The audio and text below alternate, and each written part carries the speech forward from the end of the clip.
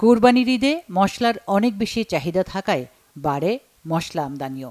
চলতি অর্থ বছরের প্রথম ১০ মাসে সমুদ্রপথে ৩২ রকমের মশলা আমদানি হয়েছে ১,৩৯,০০০ মেট্রিক টন। গত বছরের তুলনায় মাসে আমদানি বেড়েছে ২,৬১৯ টন। পাইপ লাইনে আছে শত শত মেট্রিক টন মশলা। এরপরও চট্টগ্রামের খাতুনগঞ্জ মশলার বাজার যেন আগুন। এলাচের দাম আকাশ ছোঁয়া। ২ মাসের ব্যবধানে এর দাম বেড়েছে দ্বিগুণ। খুচরায় প্রতি কেজি সর্বোচ্চ ৪,০০০ টাকা পর্যন্ত উঠেছে।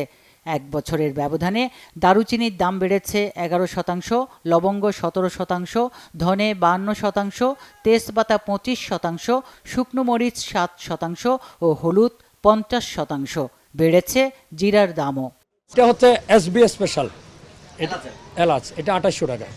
হ্যাঁ, তারপরে আপনার ইন্ডিয়ান মমতাজ, এটা পড়তেছে আপনার ২৯০০-২৯৫০। হাত বদল হওয়ার কারণে একটু বেশি বাড়তে।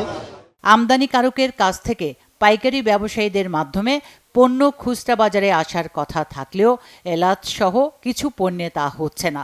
এক্ষেত্রে আমদানিকারকদের কাছ থেকে পণ্য নেয় কয়েকটি ট্রেডিং প্রতিষ্ঠান। তাদের কাছ থেকে ডেলিভারি অর্ডার বা ডিওর মাধ্যমে পণ্য বুকিং দেয় মধ্যস্বত্বভোগী। তাই কেবল সাদা কাগজে স্লিপের হাত বদলে পণ্যের দামের এমন কারসাজিকে জুয়া বলছেন ব্যবসায়ী নেতারা।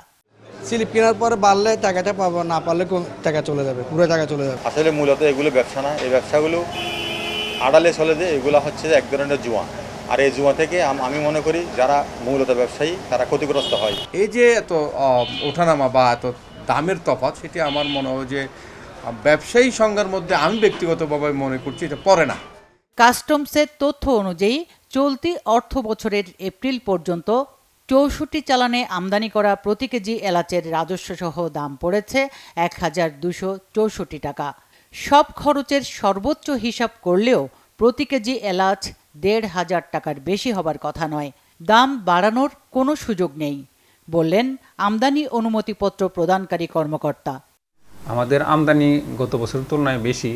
আমাদের পর্যাপ্ত পরিমাণে আদা কিংবা অন্যান্য মশলা, জিরা, তারপরে এলাচ, দারচিনি সব পর্যাপ্ত পরিমাণে আছে।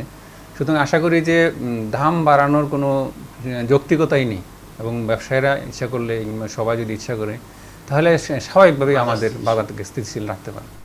মশলার বাজারে ডিউ ব্যবসা তথা সিন্ডিকেট বন্ধে নিয়ন্ত্রণকারী সংস্থার জরুরি হস্তক্ষেপ চান ব্যবসায়ীরা।